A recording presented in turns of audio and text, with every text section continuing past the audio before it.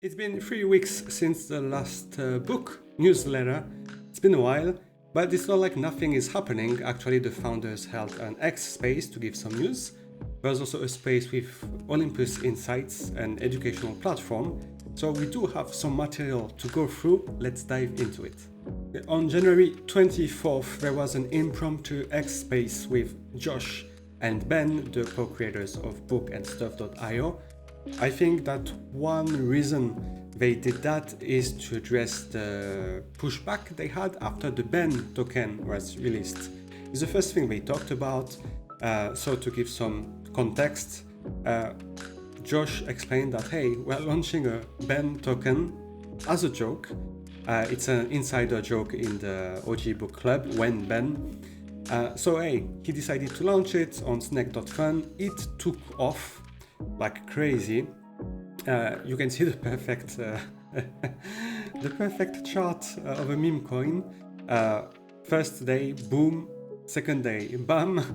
And then on 24 they had the X space, so it went up, but then it's basically dead at this stage. But it bounded super fast, like in 7 minutes, I think might have been the token that bounded the fastest on snack.fun. And well, it was just a joke, but a lot of DJs came in because hey, they're scanning the blockchain, snack.fun, what's happening with meme coins, and they saw the pump, so they bought in. And an argument that I can really understand is that hey, Josh is the CEO of bookandstuff.io. He's launching a meme coin, so somehow it's stuff.io launching a meme coin. And I think that the Stuff community rallied behind it. And then, yeah, as the volume came in, more DJs came in as well. And then it got out of hands. So yeah, Josh explained that, hey, it's just a joke. So, chill. Don't come to, like this guy who came to this court to call Josh a scammer and threatening legal action for a meme coin. Like, what do you expect from a meme? I don't know. And then what he developed, he explained that, hey, he paid 25 ADA to be on snack.fun, 300 ADA to be on Tap Tools, and that's it. No, they don't have like a big allocation that they dumped on people. It's not money extraction. It is a joke and also an experiment to see, okay, what can be done with, let's call them celebrity tokens, like we had Trump not so long ago. And well, then they're just rambling about the concept. Maybe you could buy some stuff, not the token, but some stuff in general with the Ben token and then burn the token, making it deflationary. There was a tweet of Josh saying that, let's get Ben to have CEX, sex. But it doesn't mean that they're gonna pay to get it on a centralized exchange. It was just a pun, just a joke. And then they moved on to Charles, the Charles token. That yeah, we're talking a lot about it with the Charles team. Some stuff they need to clear, so the Charles team needs to clear with legal. Some other stuff is on stuff.io to build. So I'm curious what they're thinking about.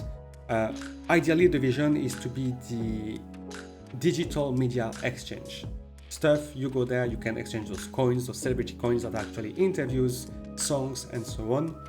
That fungible tokens are better for speed, for cost, and many content could just be like a single cover asset, like everything is the same. Not everything needs to be an NFT, but they did have this idea that, hey, maybe, let's say you're a big fan of whichever artist, you got, 1,000 of their tokens, or you can burn them to convert maybe this song that you have, like 1,000 copies of, convert it into the collectible version, so a one of one, and then up to the artist to give extra utility to this one of one. Maybe it could be an extended version of the song, for instance, a different version, something like this. Alright, then they talked about those cards that were given out during the World Economic Forum in Davos. And this is Frederick Regard, the CEO of the Cardano Foundation, who was using this to onboard people. And it's really funny because Book didn't communicate at all about it. We learned from the people using it that it's been a big hit. I think they gave all of those away, and you can see it's 1,000 of them. And it's a great demonstration of what blockchain can be used for. Not meme stuff, but hey, here's a book, you can download it, you can sell it, and so on. So he used that to try to onboard the CEO of Accenture, which is no small fish. So that was pretty cool. What else did they say? That, yeah, so here they have those cards, but they're also thinking about having one code that could be used multiple times. Let's imagine a QR code as a promotion tool. Music labels, they asked early if it was possible to give things away, and that QR code, multi-use code, would fit into that. The thing is, artists and label, they want to own their audience and monetize them. So hey, if they are on the blockchain, then they have this direct connection, but they don't have to sell everything to them. I mean, when you think about it, streaming, they don't make a lot of money out of it. But hey, it's still out there. So there are artists and labels that are ready to give you stuff for free. And then, okay, now you became a fan. Okay, maybe you want, I don't know, this collector edition of the album. Maybe, hey, you want this exclusive music video that lasts 15 minutes or something like that. So they can give away free stuff using those codes. It fits their marketing strategy. So there's an example. For instance, you can use the code to get the single of an artist, of a music artist, like 2 weeks before it's released on Spotify. So you get some kind of pre-order, in a sense, some alpha. You get to it before everyone else.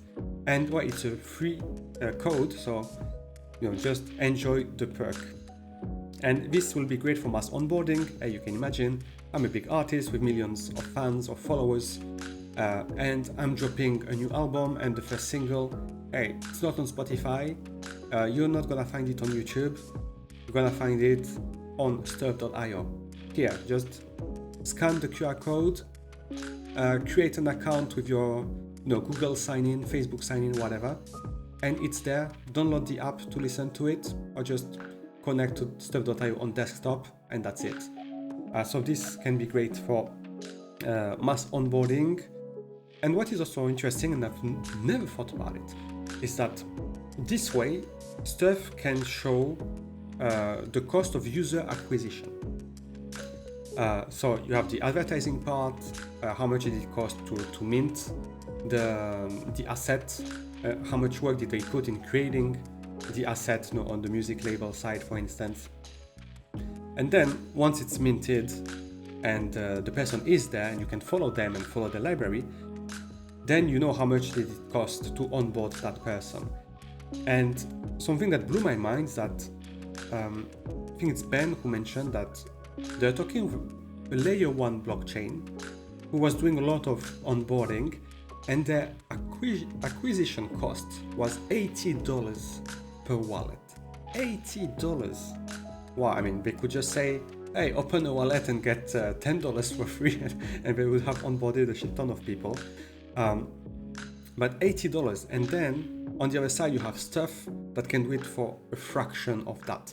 So there's also that idea that Book and Stuff can support the marketing efforts, kind of complement the marketing efforts of those big artists, those big labels and publishers.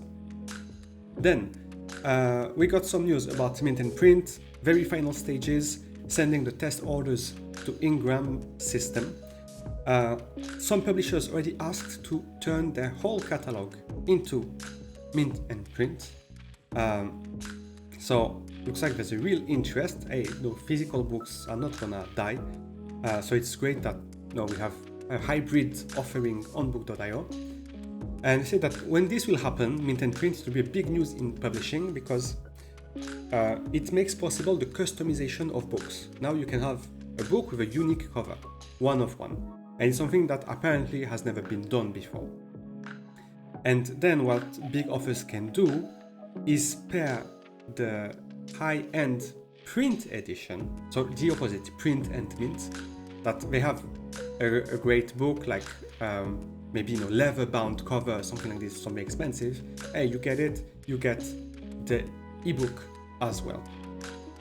We also had this idea that you could buy some physical books, and with it you get the QR code to get some free stuff tokens. And then, hey, tokens maybe you can use to buy more books on stuff.io. book.io. And this would be a way to convert physical readers. Because, okay, there are 1 billion ebook readers, but for sure there's a good part of people who only read physical books. I take the bus every morning to go to work. I see, I would say, every day, like 2 people on physical books and at least 1 with an e-reader. So people are reading and still reading physical books.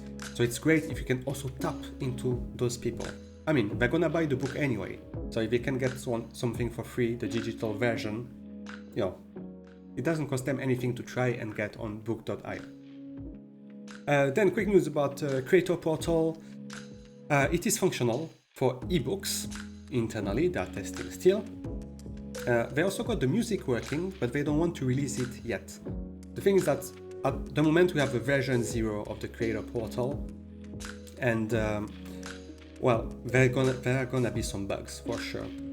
Some things need to be polished, and if they onboarded all asset types at the same time, there'll be even more bugs, and it will be just too much to handle. So they focus on ebooks, polish it, have a strong foundation, then they're gonna open to music, and I assume video at the end. Someone asked about Catalyst. They didn't get the money yet. Onboarding was January 7th, so it's been a good 3 weeks. Hopefully it is moving forward. And then they open it up for questions. Someone asked, okay, when will we get utility for all the books that were released? Like not the Gutenberg Bible or something like that, but just other books that were there, that have been there a long time, like the Monster series. And this person suggested that maybe the discounts we get when minting are not always the same books, but just random ones, just to give them some utility. To this, Josh replied that mint and print actually will revitalize the older entries, because you want to print a book with a cover you like, and you may not own this cover at the moment, so you're gonna go on secondary market to get it. So mint and print is one thing that will give a second breath of life into those older books. And then something that I had thought before as well is that, hey, you're a creator, an author, YouTuber, whatever. You go to the Creator Portal, you release something, and you could say, hey, I don't know, if you hold the Quran, for instance, you get a discount. So not with the Bible, but with the Quran.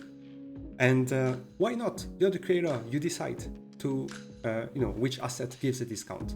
And as the creator community will grow, hopefully more and more people will do that and give kind of retrospectively utility to all the books. Then they're talking about AI, that maybe people can use AI to do like videos and then sell it on stuff. Definitely. The content creation market is a $700 billion market, which is huge. They just recommended, hey, if you do AI stuff, be upfront about it. Say it's AI, and if you do it well, people will still want to consume your content. And the thing is that, publishers, they don't like AI because there's a lot of AI books coming on the market, flooding, and not just taking away sales from them. And to be honest, it's just crap. So they don't like AI, but then with blockchain it's different, because you may not remember that, but book.io has this thing they called digital verified origin, or verified digital origin, something like this, which is a system that proves where it comes from, basically, and that it comes from a human. And you can do that with blockchain, because I would assume there would be maybe some kind of KYC thing, and so they confirm, okay, it comes from this person. They had maybe this asset, this ID that proves they're a real person, this digital ID, and then they release that book. And then you're sure you buy from a real author, you're empowering real people. So AI will be more like a tool to help out, maybe some editing, proofreading, whatever, but we can still verify the origin of those books. And then last thing, still about AI, someone said, hey, but if I use work from someone else as a basis for my AI creation, like, is it allowed? And the team said, well, we're not gonna get in the way of creators. But maybe an idea would be that, let's say you take, okay, I'll take Iron Maiden because I love that band. Hey, I take a song of Iron Maiden, or maybe I feed like the Iron Maiden discography into AI and I tell it, hey, do an Iron Maiden song about stuff, kind of epic, progressive metal or something. Well, maybe I can give part of the royalties to Iron Maiden. If they have a wallet, maybe you can create one for them. Is the handle still available? I don't know. But that would be a fairer way of using people's material for your own AI creation. And blockchain makes it that royalties are automated. And last line from Josh, saying that he wants to communicate more with the community. So this was the last space a bit more than a week ago. Hopefully it's gonna come again. Probably we have the monthly tech wrap-up coming up this Wednesday, so that will be a new opportunity to get some news. Newsletter, 3 weeks. So hey, Josh wants to communicate more, Ben, I don't know what he's waiting for. There was another very interesting X Space partnership between Olympus Insights and book/stuff.io. Olympus Insights, they released a book, The Adventures of Sherlock Holmes. You can see their logo here on the top right. 2 ADA, $2. Very fair deal. So, what do we have here? What did they talk about? Maybe first of all, what is Olympus Insights? It's an educational platform. So that's what they're doing. They create content, courses for people to get smarter, get some education. They have, I think, a focus rather on financial education, blockchain, and so on. This is their website. They do have a token sale going on. And you can see kind of courses they have. And yeah, saving money, how to use some wallets.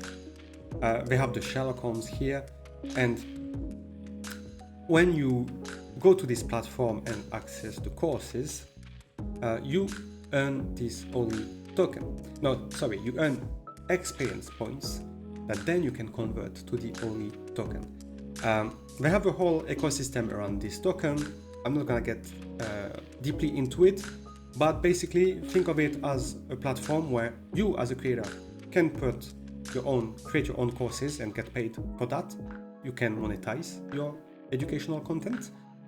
Or if you're rather on the studying side, you can access some courses are free, and then there are some plans to like you pay a monthly subscription to access the content.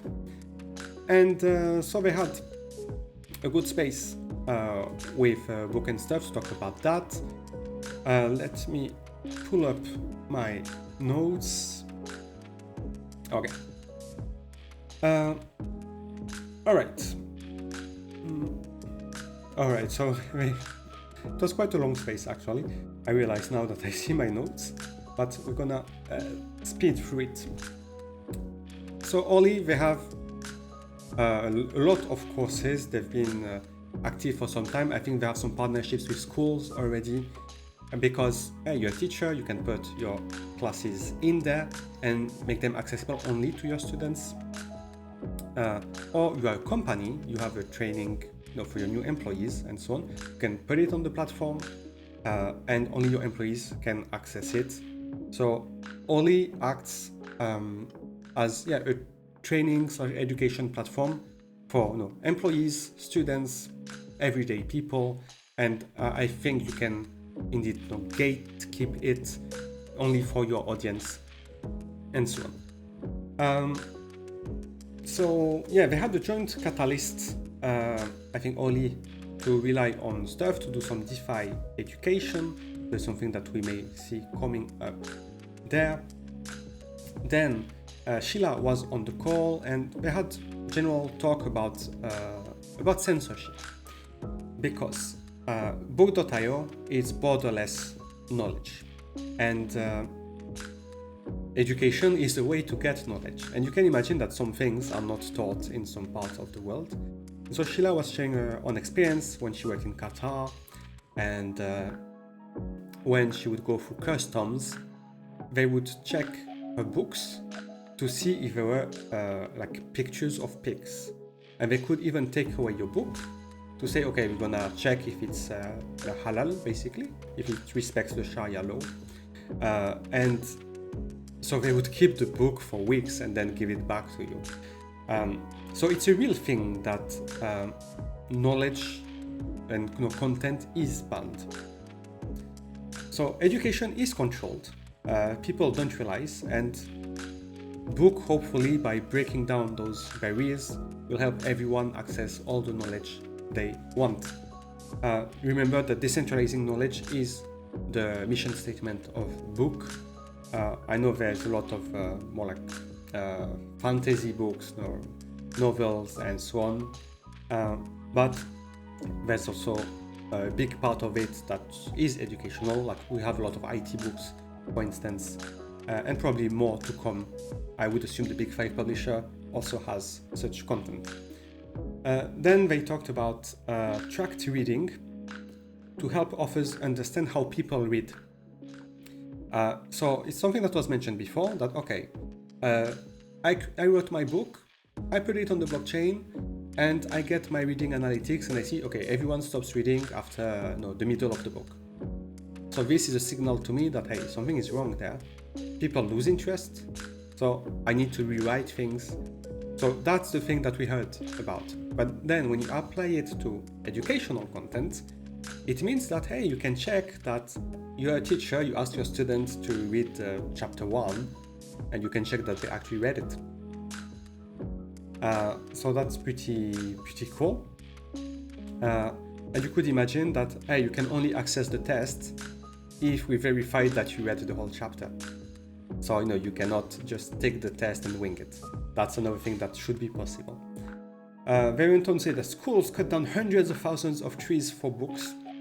So digital is, has a real sustainability advantage in there. When they talked about Sherlock Holmes, so just to ADA, part of the what they call the Oli series, it's not there on book.io. It will be more, I think, an Oli thing, but they will release multiple books there. And if you have this, which I don't, you get access to the course. And this, I think, is more like a literature course. You can see overview, text analysis, themes and motives, character analysis. All in all, it was written, I believe, 4 hours of content.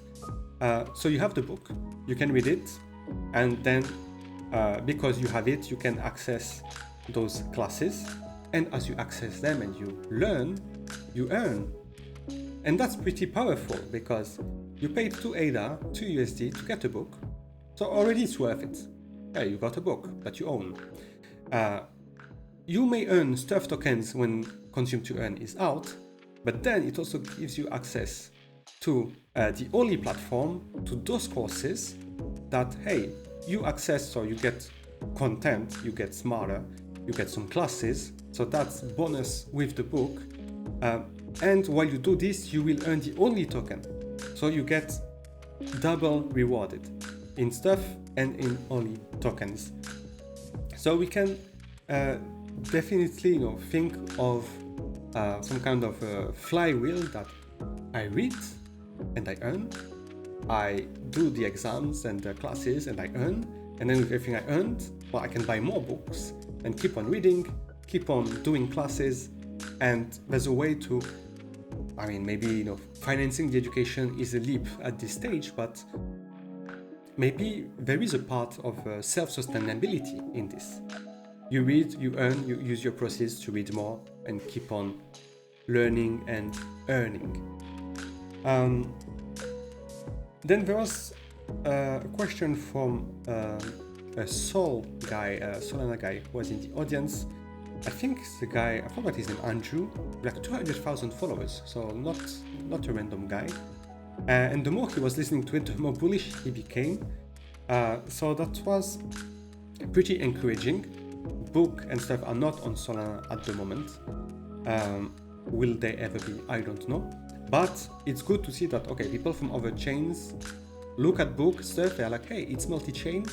So, you know, they can get into it without the Cardano stigma, let's call it.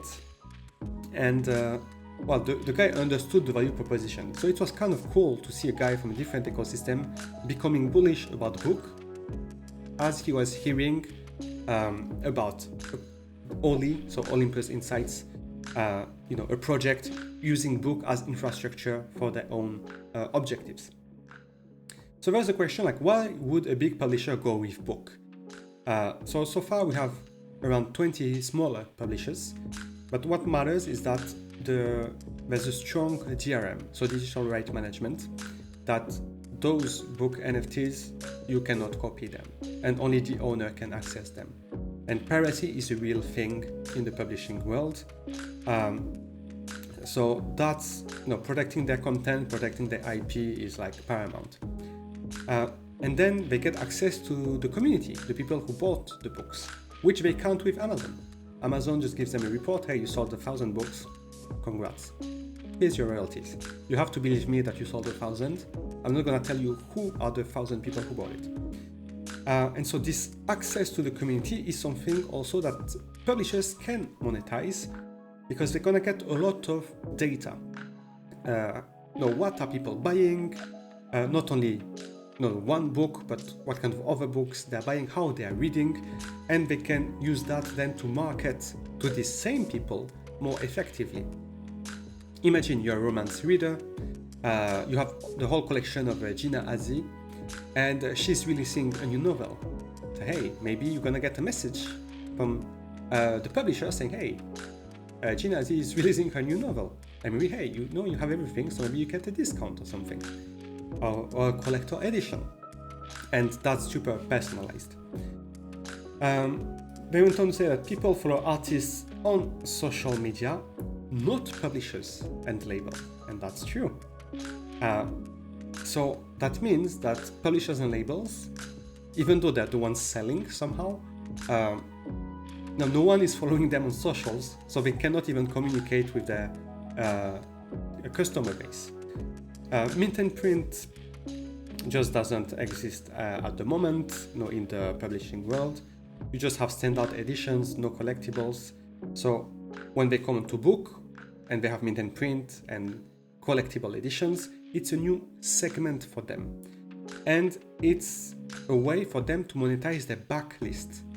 Because they can try to look for the next hot offer and try to capitalize on that. But behind they have dozens of thousands of books that they would still like to do something with them and sell some. So those collector editions or collector editions enriched with videos or things like that are a way to reuse this backlist they have and make more money instead of having a backlist that is not doing anything. And the last interesting thing was that this guy, so his name was Drew Roberts, I see now, said that, he would DM Sheila because he knows a few music artists who would be interested, most likely, on being on stuff. So that was awesome to see that we converted someone and created business connections by being on the space. And for Oli, it's also great that they are leveraging the stuff infrastructure for their books, for their NFT gated classes. Again, two ways to earn: by earning stuff tokens, by learning, and you earn the Oli token. So it's pretty interesting. It's kind of crazy. When I was a kid, I had to study, I just had to, and that's it. But now you can imagine people actually getting an education, or even not during their personal time, not necessarily a degree or something like this, and being rewarded for it, being incentivized, being encouraged.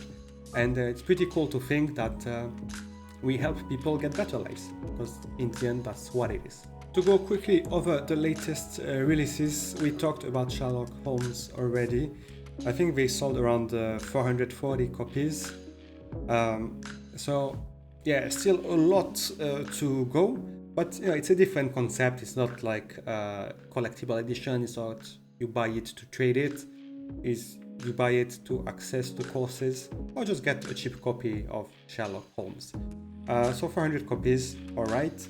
Then they went on with Gentlemen Prefer Blondes audiobook.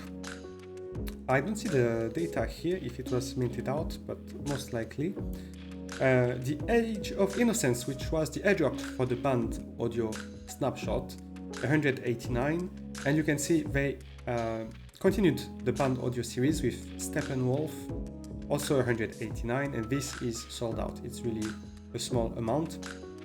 We had Point Counterpoint from Aldous Huxley, half minted looks like. And last but not least, Cardano for the Masses Plumbing Edition, 5,000 copies, 300 sold so far. 100% of the proceeds go to the Plumbing family. Matthew Plumbing is the creator of Monera, USDM, the stablecoin on Cardano, who unfortunately passed away, I believe, in January.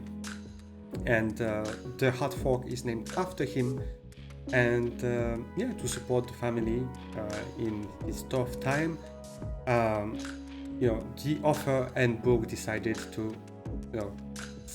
give them all the sales proceeds, and this is Cardano. It's really awesome to see that we had someone who was influential, who was connected, touched lives, tried to do something great for the ecosystem. He did. USDM is there, fiat-backed stablecoin on Cardano. So it is there, and community just paying tribute by naming a hard fork after him, and then doing that. It's like these kind of things that make me proud to be part of Cardano. It's not only the gens, we also have a lot of people who still hold strong values.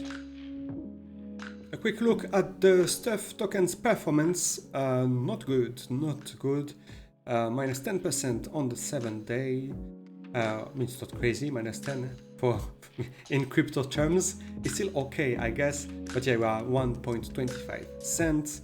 I guess we had some support here at 140, and then we lost it, and so here we are. Creator Portal is supposed to come since 2 months, more than 2 months now. Come on, just let's get it out already. That's what she said.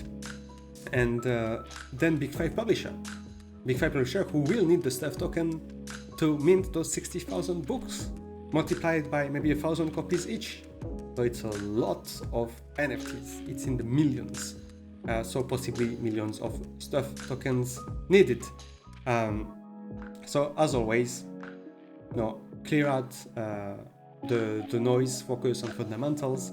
The team will deliver. It's taking a bit more time than expected, but hey, we'll be here still. Have no plans to leave the space or leave Earth altogether. So just keep my precious bag and wait for better days. Talking about better days, I want to talk about Charles, because you probably heard that there was a stream of Charles Hoskinson earlier this week where he was showing the Lace wallet, and his address was visible, and someone sent him a Charles token, which is not the one from Stuff.io, just another one, a meme coin. And it blew up like crazy. I think close to 3 million USD volume. I don't know how many X, like 1,000X or something like this it did. Crazy. People who halted the real Charles token were a bit salty, which I fully understand. And then what happened is that, hey, the people who created the token just dumped on everyone. So I think Charles is not doing so great now, the fake one. But then Charles Hoskinson tweeted about the real Charles token, the one from Stuff.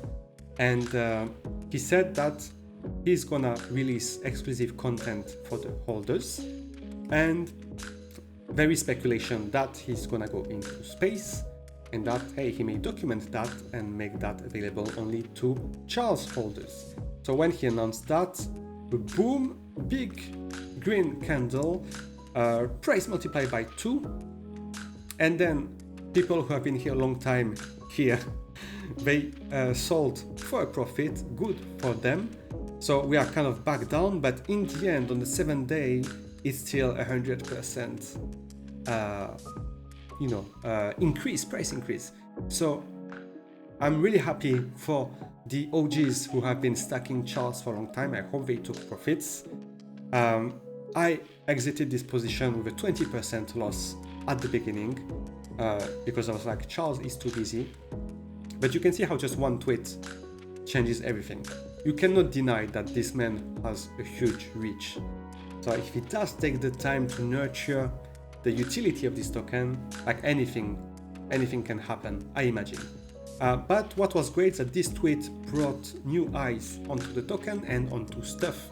I have people coming to Discord asking me, hey, how can I watch this video? So thanks, Charles, for the free marketing.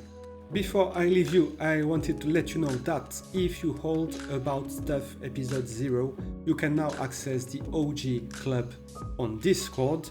The way to do that is to go to the bot comment, it's behind me, bot comment channel, type verify wallet, the one from Gutenbot, you put your wallet, the blockchain, then it will ask you to send ADA to yourself. It will scan the blockchain, and when that is done, then your wallet will be associated with your Discord username. And if you hold About Stuff episode 0, you will get the assets About Stuff episode 0 holder role. Let's see who has it. Yes. Okay. Let's see if Corrosion has it. No, he didn't do it, but Mark has it here. Sorry, it's a bit cropped at the bottom, but it's this thing here, OAS, original About Stuff holder. So feel free to use that and join the fun. It's much more active, like the OG club is much more active than all the rest of Discord.